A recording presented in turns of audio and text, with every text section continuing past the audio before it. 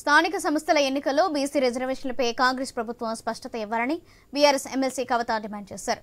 BC dedicated commission నివేదిక ఇచ్చినందుకే ఎన్నికల్లో ఆలోచించాలన్నారు. స్థానిక సంస్థల్లో బీసీలకు 42% రిజర్వేషన్లు ఇస్తామని కాంగ్రెస్ చెప్పిందని గుర్తు చేశారు. కేంద్రం చేపట్టే ఖజానా లెక్కల్లో భాగంగా కులగణన జరగాల్సిందేనని కవిత డిమాండ్ చేశారు. ఎమ్మెల్సీ కవిత అధ్యక్షతన బీసీ కుల సంఘాల సమావేశం జరిగింది. ఈ సమావేశంలో 40కి పైగా బీసీ సంఘాలు పాల్గొన్నాయి. ఈ సమావేశం ప్రారంభానికి ముందు మన్మోహన్ సింగ్ మృతికి సంతాపం తెలిపారు.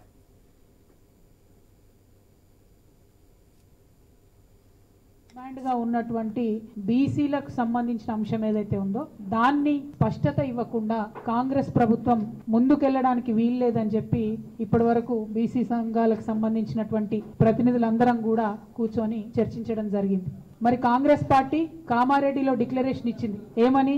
బీసీలకు సంబంధించినటువంటి అనేక అంశాలతో పాటు స్థానిక సంస్థల్లో 42% బీసీలకు రిజర్వేషన్ ఇస్తామని చెప్పడం జరిగింది. మరి 42% అనేటటువంటిది బీసీ జనాభా ఎంతుందో తెలంగాణ ప్రజలకు చెప్పినాక మాత్రమే దాని మీద మీరు ఎట్లా ముందుకు పోతారనే స్పష్టత ఇచ్చిన తర్వాత మాత్రమే మీరు ఎన్నికల గురించి ఆలోచన చేయాలి. అంతవరకు స్థానిక సంస్థల ఎన్నికల గురించి ప్రభుత్వం ఆలోచన చేయకూడదు. ఇది ప్రధానమైనటువంటి డిమాండ్.